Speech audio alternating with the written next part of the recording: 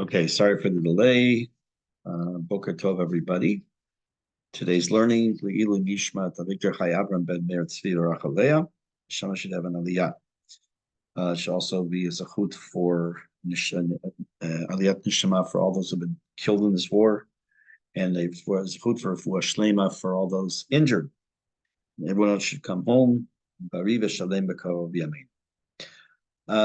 A couple of housekeeping notes before we start. Number one, some of you may have already seen, I sent out a notice.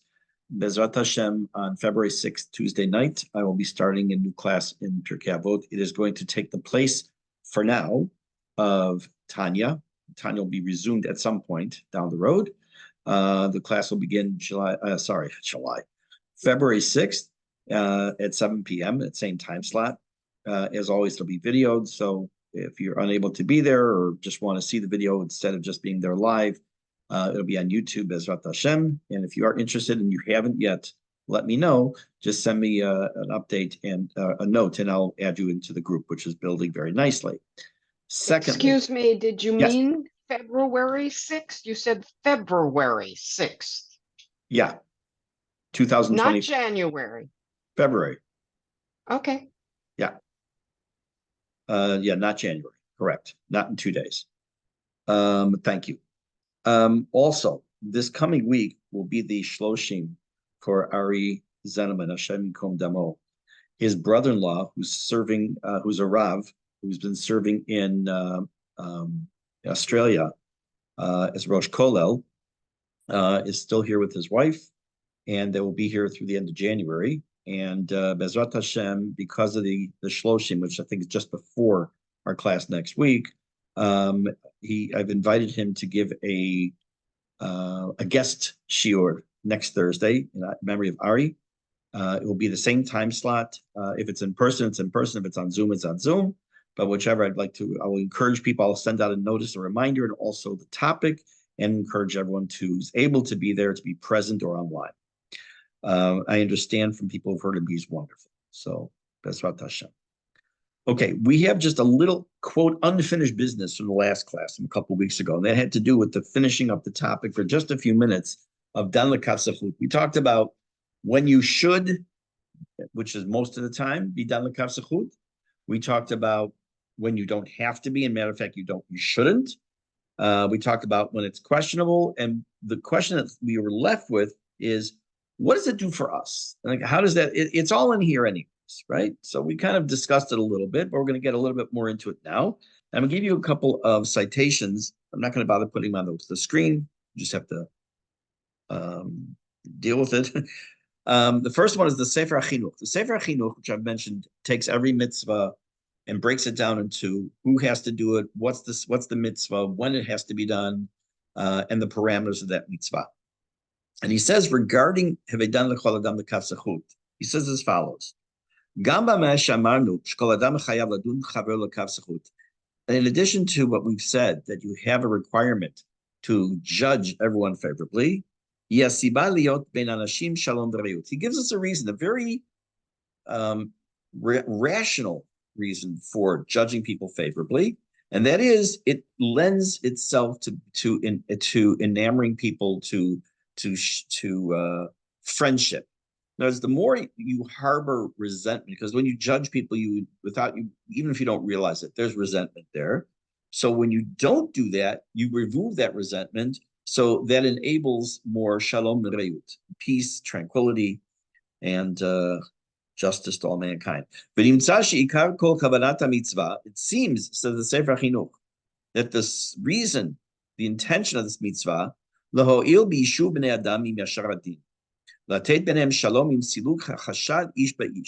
says, by removing any suspicions one might have between people, it makes the society more cohesive, more loving, more caring. So he looks at it from the perspective of what's in it for me, or what's the good part of me, even though it's only in here, really, when you think about it, it's how it affects me in relationship to you.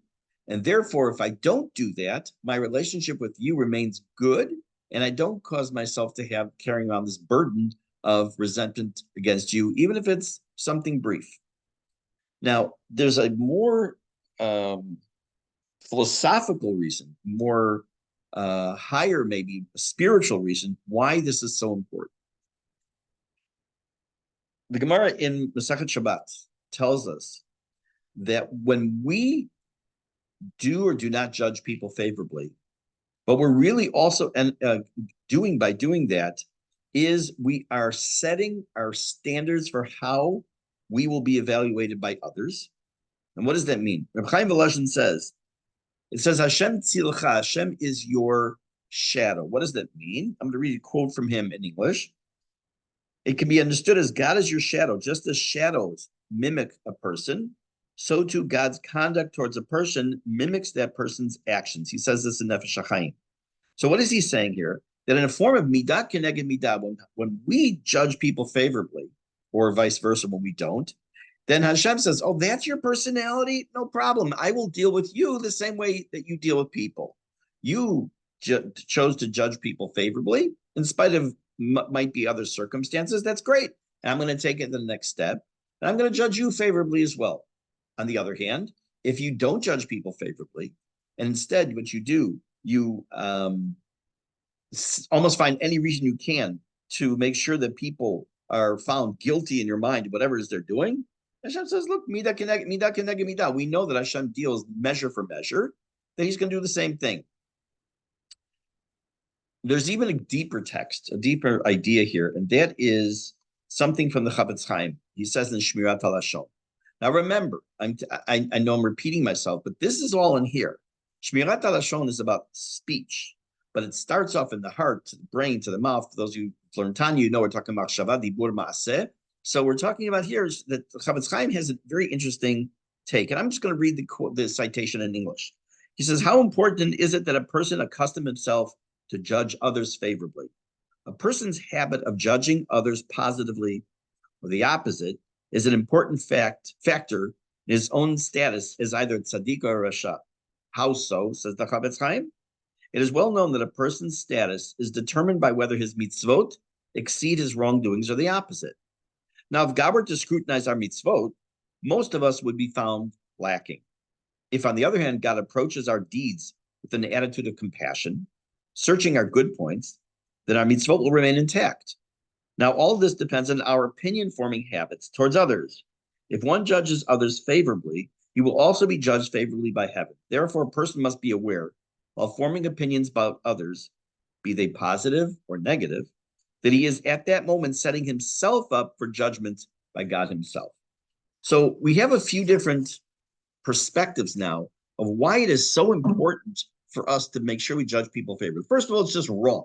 Okay, you don't want to judge people. You don't want to judge people with a negativity, because it also gets ingrained in your neshama. There are people who walk around that everything in this world is no good and everyone's no good and God hates me and all these things. And there are people like that. And we all know people who fall into that category, or they're always down about everything and they cannot find the goodness in anybody. And then you have the exact opposite. No matter what someone does, oh my gosh, this guy's a tzaddik, she's a tzaddikah, whatever. Okay, so what's the benefit? So we've seen either it has to do with maintaining peace in a community, maintaining your own integrity, and also we've seen from Reb Chaim Volozhin and we saw from the Chafetz Chaim, it has an impact on how Hashem looks at us and judges us in a form of midah keneged midah, which leads us to one final point on this Mishnah before we move on, and that is the theological question. We are told, based on a pasuk in Torah, "Betzedek tishpot amitecha," we're told that we have to judge people favorably. Why? We have to give the benefit of the doubt. Why? Because we don't have all the facts, right? We don't have all the facts. We don't know exactly what's going on. We can always just say, yes, he went and did that because X, Y, and Z instead of A, B, C. But that's why we have to judge favorably. But we just said also that Hashem judges us midah keneged midah. So if we're judgmental, he'll be judgmental against us. And if we dan l'kazachut, he'll dan l'kazachut. But Hashem has a benefit that we don't. He knows all the facts. Hashem knows all the facts.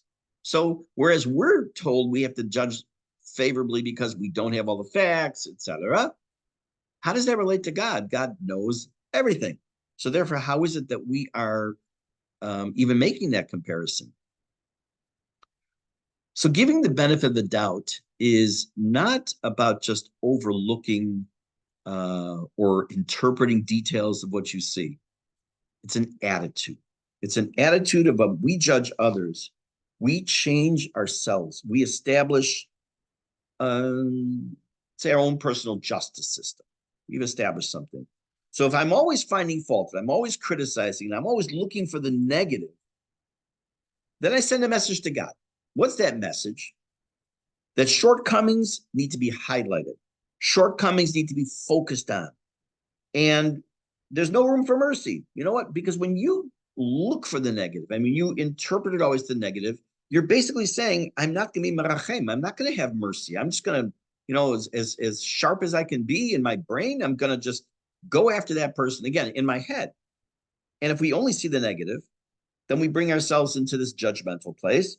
And then we're sending this message to Hashem in general that don't be merciful. We're not, so why should you be? But if we do the opposite and we establish this pattern, we establish an attitude of wanting always to trying to find the best in somebody else, again, assuming they're not a Rasha, which is very hard to find, believe it or not. And we want to try to be melamed zechut, to try to, literally means to teach a merit, but it means that we try to say, okay, there's got to be a reason why he did or she did something. Then we are broadcasting this attitude to God that, look, rachamim, that's really what you're about, what I want to be about, and Hashem, that's what I want you to be about. So it's not, so it takes it a little bit different direction than the Nefesh HaChaim, Chaim Volozhin, and the Chavetz Chaim. They said that if you are judging favorably and you overlook things, then God will do the similar idea. This is a different perspective. This perspective it's the whole attitude of when you do judge people favorably, you're saying, I want to be merachem, I want to have a sense of mercy. So Hashem could judge us mercifully, Hashem could judge us by the letter of the law. And in each way, there's some benefit, unquote, when God does that. So now what we've seen is that this Mishnah ends with kind of giving us a real big lesson in life. It has to do with our attitude. Our attitude, not just towards others, but our attitude towards ourselves, Am Yisrael, people who are not like us, people who are very different, we think are like us, or whatever it might be.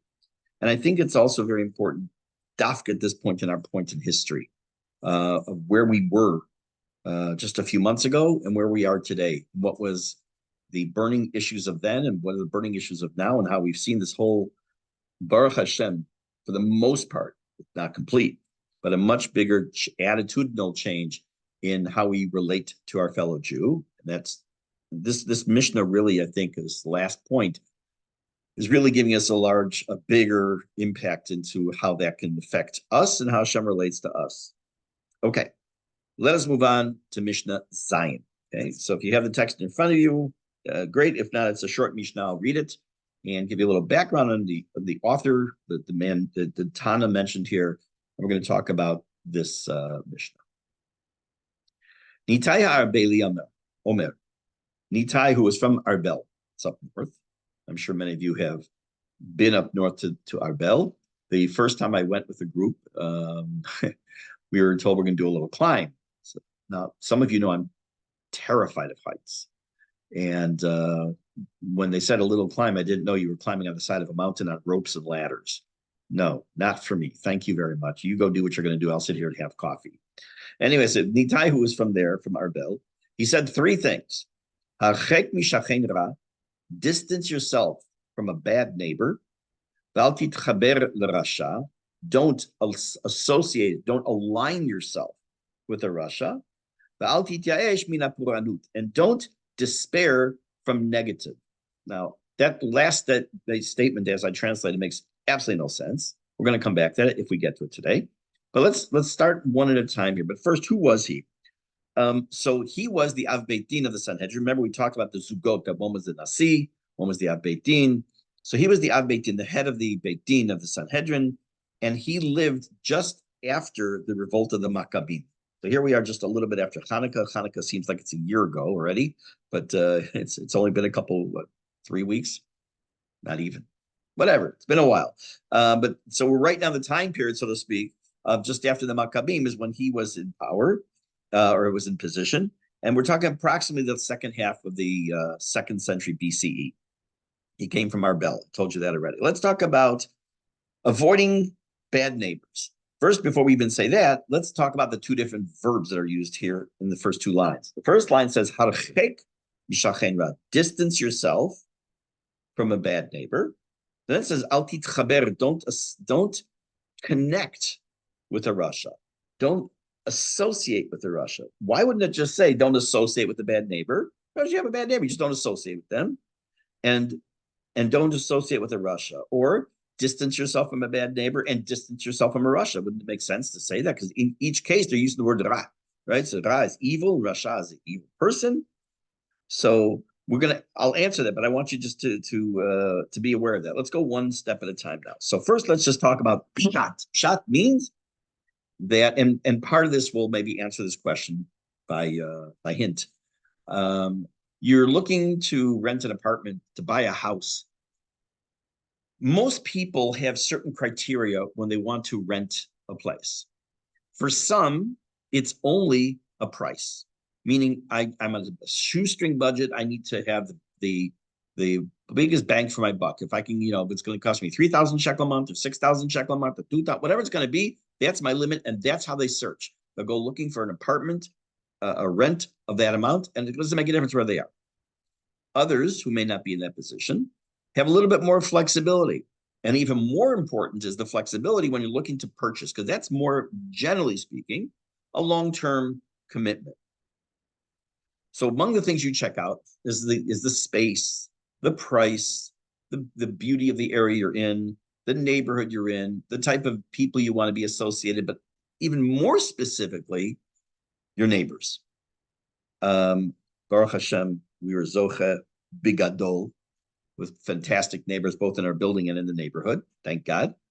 But it's telling us we have a choice, right? When we were deciding, and all of you were deciding, whether it's been recently or many years ago, to make Aliyah, you were choosing which city you're going to live in, where in the city you're going to live, which building you wanted to be in. So even though you may not have been consciously making the decision based on who's where, it definitely played a part. And some people I know that unfortunately they have moved, not talking our neighborhood per se, but in general, the people move because they can't get along with their neighbors. And there's a problem with the neighbor, whatever it might be. So the first thing he says is, so that's just the simplistic meaning. But why? Why do we not want to do that? Why do we not want to be near a shachen ba? So if you remember the last Mishnah, because we just talked about it 10 seconds ago, we talked about dan lekaf sachut. One of the things we talked about was when a person's a Rashi, you don't have any requirement whatsoever to dan lekaf sachut, to give them the benefit of the doubt. So we don't even want to put ourselves in that position. So we want to distance ourselves from that kind of an individual. That's first of all. And again, that's pretty much just pshat. Pshat means just the plain meaning of the words. But let's talk a little bit deeper. I heard a number of years ago a Dvar Torah from somebody that I don't know the source. I don't think he was the original source of this, because I've heard it from others. But I think it really, really gives a wonderful perspective on what this one line of the Mishnah means. So bear with me for a few minutes as I digress and come back to this, and you'll see where we're going. There are at least two mitzvot in the Torah where a person is told to go somewhere.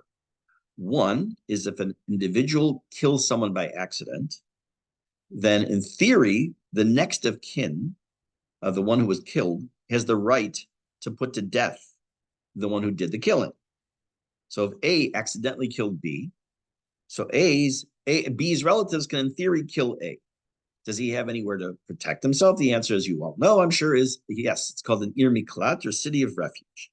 Once he was in the city of refuge, it's like home base. He's touching the tree when you played tag, his kids.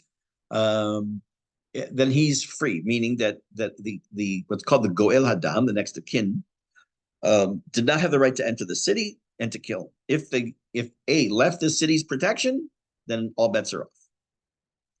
There's another situation where a person is told to go somewhere, and that is the case of what's called bikurim. A person lived, well, Nagid, they live in up north, and we don't do bikurim nowadays, but in the time of the Beit HaMikdash, the mitzvah was that you would take a look in your field, and when you grew any of the shivat haminim, as soon as the first fruits, let's say you had rimonim, you had pomegranates, and the first fruits start to bud, you would tie a ribbon around the old oak tree. You tie that was yellow. Anyways, you tie a ribbon around the area of the first fruits, and you would mark it as being the first. And then, as soon as they became ripe, you would put them in baskets and you would take them to Yerushalayim, bring them to the Beit HaMikdash. You would say certain formula. And as a matter of fact, on the way to Yerushalayim, you would arrive at the area called Motza, Mem Vav Tzadi Aleph. For those of you who travel from Tel Aviv to Yerushalayim, you will notice you pass a place called Motza. That is historical importance, because when the Jew who was coming, Jews usually would come in big numbers, would come together to go to the Beit HaMikdash. When they came to Motza, people slept in the streets overnight in Motza. And then in the morning, they would stand up, and all the people who were going to bring their bikurim would be accompanied on part of their route, and they would have animals, and they put all kinds of garlands in the tops of the animals and baskets and all. It was just a very, very festive thing. So in two situations, you have a person who was told they have to go to the Miklat to save their life, and the other people bringing bikurim had to bring the bikurim to Yerushalayim. But there was a very big difference in how you enabled those people to go. When it came to the Miklat, for those of you who remember your Chumash and also Navi, you'll notice that Hashem said when you set up these Arei Miklat, it says Tachin lecha haderech. You had to prepare the way. What does that mean? That they had to put signposts, literally signs on roads, this way to the Miklat. Nowadays, it's obviously the bomb shelters, but in those days, you would see signs that would say Miklat, so they would know that the person who had committed it's called involuntary manslaughter, would know right away. He didn't have to ask anybody; he could run straight to your Miklat. On the other hand, when it came to bikurim, there's no such thing. There were no signs that say this way to Jerusalem. There was nothing like that. As a matter of fact, a person who came from the north, they would have to ask how to get to Yerushalayim. So first step of this process we have to understand is that both the individuals, the bikurim man and the accidental murder, had to go to a certain place. The Torah provides explicit direction for the murder how to get to the place, and for the bikurim man, they have to ask. Why? Why was that necessary? Chachamim say as follows. The Gemara talks about the Arei Miklat, and says that Hashem commanded Moshe to establish 6, 3 in Ever HaYarden, in the other side of the Jordan, and 3 in the land of Israel itself. They didn't start to take effect until Yehoshua brings the Bnei Yisrael into Eretz Yisrael, and the 3 that Moshe set up in outside and the other side of the Jordan only start to work when the 3 in the land of Israel take effect. Gemara asked the following question. I understand. There are only 2.5 tribes in Ever HaYarden, and the rest are in Israel. 3 and 3 doesn't make sense. It should be maybe 1 and 5. That would make more sense when you talk about percentages. So the answer was that in that area, murder was common. Problem with that answer is, for murder, you don't go to the Miklat. We're talking about accidental. We're talking about involuntary manslaughter. We're not talking about with premeditated murder. So how does that answer the question why there's 3 Arei Miklat in Ever HaYarden and 3 in Israel? So now we're going to get to the point. With all this information, let's start to get to a point. If you think about a city in the United States, either where you may have come from in the States or any other country, there always were neighborhoods that if there was a murder or there was a very bad something that happened, you always almost knew it was a certain neighbor, right? I'm from Chicago, and generally speaking, when you hear about a murder, it's almost always on the west side or the south side of Chicago. It's not being racist. It's being, just look at the numbers. Probably 95% of the murders that happen in Chicago are anywhere from the south side and the west side. Why? Why? Because only bad people live in those neighborhoods? Of course not. There are plenty of good people who live in the south side and the west side, but why? So what happens is there's this concept in society that people are influenced by what's around them. We know that, right? Whether if it's a Torah God-fearing neighborhood, if it's a drug-infested neighborhood, it has an effect on a person. So that even though the Ir Miklat only protected those people who killed by accident, the fact that murder was common, which meant that not the quality of life, how we looked at the value of life in those areas, not we, but how the value of life was very low. And therefore it had some kind of an influence, and maybe people wouldn't be as careful and when it came to how they acted to not, God forbid, hurt somebody else. Now, how does that help us here? The Torah did not want the person who killed by accident to come in contact with anybody. It was an accident. But it's still, nevertheless, Hashem doesn't want that person coming into contact with anybody. We're gonna arrange it for you. Here's the signs. You're gonna get. I mean, practically also helps him get away from the Goel Hadam. But on a more philosophical level, he doesn't want to have to stop and say, why are you going to the Miklat? Well, I killed someone by accident. Not necessary. Just get going. Don't talk to people. On the other hand, when it came to Bikurim, person leaves the area of Haifa, leaves the place of Katzrin, wherever it might be there up north, another could come into Yerushalayim, and they go on the roads and say, they stop at the local gas station or the 7-Eleven and say, hey, how do I get to Yerushalayim? What are you going to Yerushalayim for? Well, I'm bringing my Bikurim. Oh, wonderful, that's fantastic. And encourages other people then, influences them to want to bring their own Bikurim. Now we can understand a little bit deeper, what does it mean, Harchek Mishachen Ra? The people you live with, whether it's in your building, it's your community, it's in your city, have an influence on you. Sometimes they are good, and sometimes they're not so good. Think about just in your own head, not verbalizing, in various communities, whether they're here in Israel versus communities, let's say in Chutz La'aretz. What are the priorities of the community? I know that before we made Aliyah, one of the things I did, Andy and I both did, was to talk to people and ask about the community. We wanted to know. And we were told certain things, I'm not going to repeat now, that really made us very happy. And we've seen for the most part that they are true to this very day. If we had sought out a community and doing our investigation, we were told, look, it's a very nice community, but the Lashon Hara in this community is horrible. Like people are always talking about each other. There's not a chance I would have wanted to move into that community. Not a chance. Why? Because that happens as you become a part of that. When it says a shachen ra, it doesn't just mean your next door neighbor or your upstairs neighbor. It means your neighborhood. Be aware of where you are. It's very important because of the influence that neighborhood will have on you. Now, then it says, Al titchaber im rasha, right? Don't associate, don't connect yourself with a rasha. Again, why doesn't it just say, stay away from a rasha? The answer is, that when it comes to your shachen, when it comes to your neighbors, the neighborhood, generally speaking, it's your choice. You have a choice. Where you want to live. Not everyone has such a choice, but generally speaking, that is a person's choice. So therefore, when you're making a choice, then say, okay, I can't be over there. I'm going to distance myself from that area. But when it comes to dealing with sha'im, sometimes we don't even know that we're dealing with someone who's not such a good person. So, or sometimes we know that there's such a person who's not so good. You therefore end up, let's say you're working in a company with somebody, and they're not a good person. You don't have a choice. Oh, there's a Russia here, I'm leaving. Okay, it doesn't work that way. But so you have to be careful not to involve yourself with that individual. But the Meiri says something else. He says that the shachen ra and the rasha are really one and the same. He said, don't even hitchaber with the rasha for divrei Torah. What does that mean? On the assumption, he doesn't say this, I'm adding this, on the assumption you cannot, there's no way you're going to influence this rasha.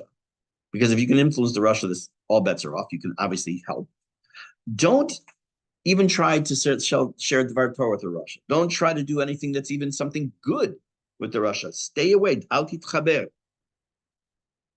As a matter of fact, that's the very first Perek of Tehillim. For those of you familiar, you can take a look. You'll see that. There's a mashal that's found in Midrash, I think in the Gemara also. If a person enters two different types of rooms, how they come out from those rooms. If you enter a tannery where they would tan hides of animals, a bursiki, you come out stinking horribly. You didn't do anything. You just walked through. On the other hand, you walk into a shop that sells just perfume. You may walk out after 5 minutes and smelling like perfume and smelling great. Again, you didn't do anything. It's a mashal. Things rub off on with whom you associate. Metaphorically, the Chavot HaLevavot Bachi Ibn Bakuda tells us as follows, that the ta'avot, the Yetzer Hara that we have, is the Shachen Ra in us. What does that mean? He says that we have physical neighbors, a physical neighborhood, but we also have our own pnimiyut, our internal person, where we have desires and drives that may not be the most appropriate. So from there, he says, the idea also, lehitrachek as far as possible, and al titchaber. Don't try to outsmart the Yetzer Hara. Just understand the Yetzer Hara is very strong. And by taking certain measures, which we talked about at length over the last couple of years in Siyat Sharim, you hopefully can win that battle. The third line in the Mishnah tells us as follows: Ve'al tityaesh min hapur anut. So here we have to understand what this really means, because it's going to sound almost fatalistic, but it's also a realistic approach to life. Rabbeinu Yonah, if I'm not mistaken, Rav Kahati quotes him. Just a second, let me take a quick look.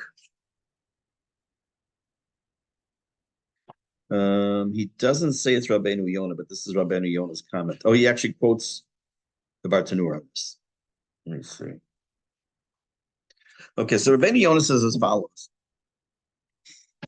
don't say to yourself that regarding the Russia that we're talking about, he's a Russia, he's not a good guy, or the Shachen is not such a good person.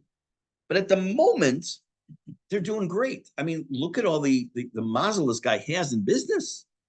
Maybe I'll work with him.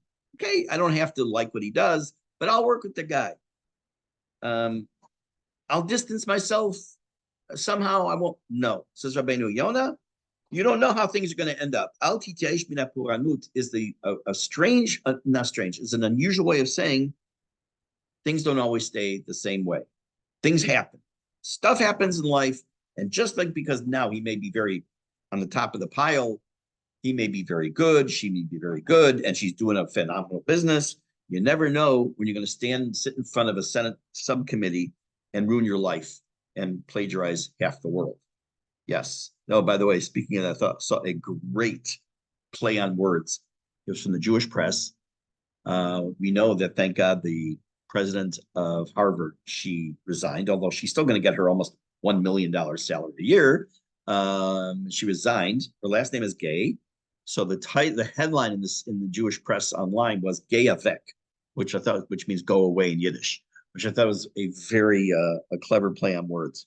Anyways, so on the one hand, says Rabbeinu Yonah, what does it mean that al titchaber im rasha, don't associate, don't align yourself? That maybe he's not acting as a Russia sometimes. Maybe it's just, let's say you have a businessman and he's doing whatever business, he's bringing in millions of dollars, and he wants to hire you to work in the business. And the guy's a little shady, not in his business necessarily, but in his personal life or whatever. And he could fall into the category of a Russia because of that. You can't rationalize it and say to yourself, well, at least in business, he's good. Because eventually, things happen. People are on the top, and I personally know people like this who are on the top of the pile, multimillionaires, and lost everything, came crashing down on them, and even a couple who I know ended up in jail. So things happen. That's one way of looking at it. There's another side, a side of the coin, which is not even the other side, it's just another perspective. We know that there's an expression used in multiple places that says, "Afilu cherev chada munachat al tzavaro." Even if a sharp sword is resting on your neck, al tityaesh min rachamim. You should. I don't think that's the last word, but don't ever give up hope. That even if God forbid things look doomed, it's over. Don't ever give up hope because Hashem can do anything. Person can, God forbid, be falling from a height, on his way to crash, and all of a sudden Hashem makes it something that guy lands on something. You never know. This is kind of like the opposite side. When it says, it's the same word. It says al tityaesh min harachamim, or al tityaesh mean, don't give up hope that Hashem's going to help you. This is al tityaesh min haparnu, don't give up hope, in quotes, that something bad's going to happen, meaning things happen because that's the way life is. So therefore, don't try to fool yourself. Don't try to deceive yourself like, oh, right now that he may be a Russia, but look how well he's doing. I'm going to associate myself with him. I'm going to work with him. No, stay away. And by the way, I do know people who have made decisions about employment over the years based on the reputation of the owner, not necessarily the person they would work for, but the owner of the company. They said, no, there's no way I'm going to work for such a company because that person really doesn't mean they were Russia, but they were just not the most scrupulous of individuals. So now let's put it all together. This past Mishnah and this Mishnah kind of all meld together in one picture for us.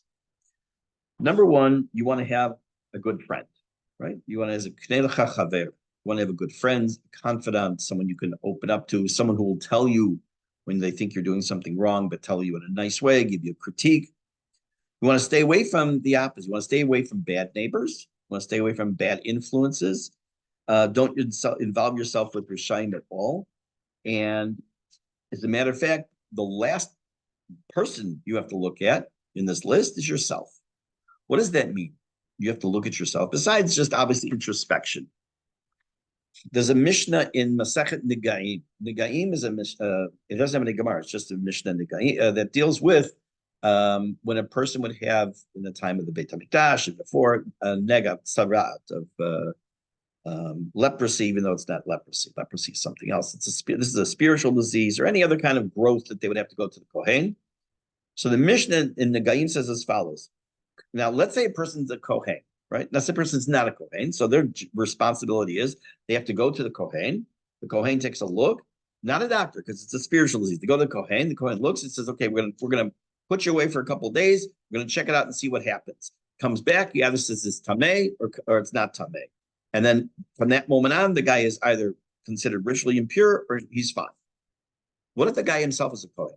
He looks and says, I'm not so sure about that. So he says, you know what, I better stay in bidud for a little while and report this to the Misrad HaBriyut. And then after 7 days, I'll take a look and I'll decide. Mishnah says he can't do that. Why? Kol negaim adam ro'eh. All different types of negaim, all kinds of these blemishes. A person, the Kohen's allowed to check for any person. Chutz minigei atzmo. He can't check his own blemishes. Now that's meant in the literal sense. He's not allowed to do that. But in a philosophical sense, it means we're very easy for us to look at somebody else and think like, we can make the judgment that first we're told, no, don't do that. Second of all, we have to also be careful is to understand that we don't see our own faults sometimes. And not only sometimes, most of the time. Kol hanegaim adam ro'eh. We always see everyone else's faults. Unigei atzmo, chutz minigei atzmo, except for your own negaim, except for your own blemishes. So this is kind of a way to end with these two Mishnayot and say that it's very nice we're being told what to do vis-a-vis somebody else. We also have to look inwards. We have to see how we're judging ourselves, what's our attitude about ourselves in life, and that will influence our own being. I told you, I know that years and years and years ago, I worked with a guy who his attitude in life was horrible. And I'd say, good morning. His name was Tony. I said, good morning, Tony. He said, just another day closer to death. What a horrible way to go through life. And he wasn't saying it as a joke. That's how he was. Everything was, gloom and doom. And so God forbid that we're any like that at all. But we also have to understand that to a degree, we have to make sure that not only do not judge, that we judge others favorably. That's also why, according to some opinions, it says in the last Mishnah, "V'have done it kol ha'adam," all of the person. It doesn't say kol adam. It says kol ha'adam, the hey ha'idea, all of the person. That it doesn't just refer to people in general. It means the person, meaning yourself. Also, be very careful to judge yourself favorably and to not give yourself a hard time. You're allowed to say, I didn't do something right to yourself. You're allowed to say, I need to make mistakes. I need to fix this or fix that. But don't destroy yourself over it. Bezrat Hashem, when we continue Tanya down the road, he makes a very, very solid point to over multiple chapters of that very idea of don't get down on yourself. You have to go through life with simcha. And how do you go through simcha? Aren't you supposed to judge yourself? So again, we'll get to that Bezrat Hashem. Okay, so I'm going to close where I started off with 2 reminders. Number 1, if you're interested in the Jewish history class, even if you decide for some reason to drop off at some point, please send me a note and I'll add you to the group. Second one, next week, we'll have a special guest speaker for Thursday morning, Bezrat Hashem, for in person or on Zoom only. We'll see then. And just one final comment about the Jewish history class, and I think I put this in the group also. I did. Actually, the first part I didn't. When I was growing up, there were 2 topics in school I hated, despised, and loathed. One was Jewish history, and the other was Navi. And I grew up to teach them both because I fell in love with both. One of the biggest fallacies in teaching Jewish history, any history, but Jewish history in particular, is focusing on names, dates, and places. It's like in 1316, Constantinople, blah, blah. Okay, you need dates, you need places, you need names. It's important. It's part of the understanding the Retzef to understand the spectrum. But that's not what the purpose of teaching a Jewish history class is. Because if you want something like that, just look at a timeline. Don't even bother coming to a class. But if you're interested in understanding in context, sorry, it's getting harder and harder to use the expression nowadays. But in context, understanding how things happened. We're going to start from the time period right after the destruction of Beit HaMikdash. Actually, we'll get a little bit of background on 2 sects that existed during that time, leading into the destruction. We're only going to touch on that for a couple minutes, and then really start with Rabbi Yochanan ben Zakkai, who I've told people in this other classes before is one of my Jewish history heroes because he basically saved Jewish life. Much like on a much broader scale, the establishment in the early 40s, when the refugees from Europe were first coming to the United States, saved Orthodox Jewish life by establishing yeshivot and day schools and saved Judaism in the United States. Rabbi Yochanan ben Zakkai is even broader. Okay, so with that little introduction, if you have any interest, you'll please, like I say, let me know. And Bezrat Hashem on February 6th, Tuesday, 7 p.m. Obviously, I'll send out reminders beforehand. In the meantime, have a wonderful day. Let's hear B'sorot Tovot.